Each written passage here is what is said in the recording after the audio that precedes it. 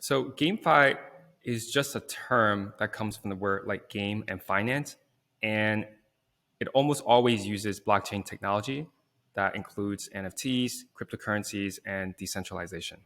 Like that's just what the word means. I think there are three main tenets to GameFi. One is digital asset ownership. So the items that you get in the game, you truly own it, meaning you can sell it on the open market and it would be okay with the game developers. So you can't do that in games like Fortnite because you don't actually own the items or the skins. You essentially rent the skins or you lease the skins. Two, there's a financial reward for playing the game. It's not the main thing, but there is something to it. So you could play a game and then you would get tokens as a reward. That token you can exchange because it's a cryptocurrency. You can exchange it in something like Uniswap for stable dollars, which then can be converted back into real dollars. That's one example. Another example I like to use is the Diablo 3 real money auction house. That had a very tangible financial reward because a player could actually sell their items straight to dollars without having to convert into in-game currency first. So, and the third thing is that GameFi it is built on the blockchain because you can't have digital ownership primarily without the blockchain. Now, the difference between GameFi and play to earn.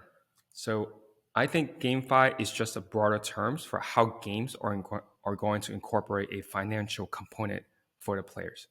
This could be game items such as NFTs or incentivizing the players to play with token rewards.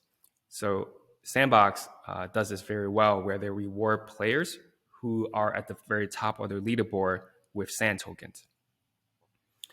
Play to earn is just a monetization model for games, just like free to play was beforehand, and also like pay to play, meaning you literally pay to play a game. That seems far-fetched nowadays. Now, some of the best GameFi examples out there, in my opinion, are Axie Infinity, So Rare, which is a fantasy sports game with NFTs.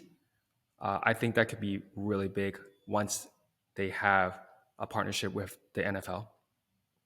There's Gods and Chain, which is a collectible card game, kind of like Magic the Gathering, Hearthstone. Of course, there's the Sandbox, which my team Tentango, we create experiences for. And then lastly, there's Illuvium, which is like auto chess, which is also a very popular game out there. So check those out.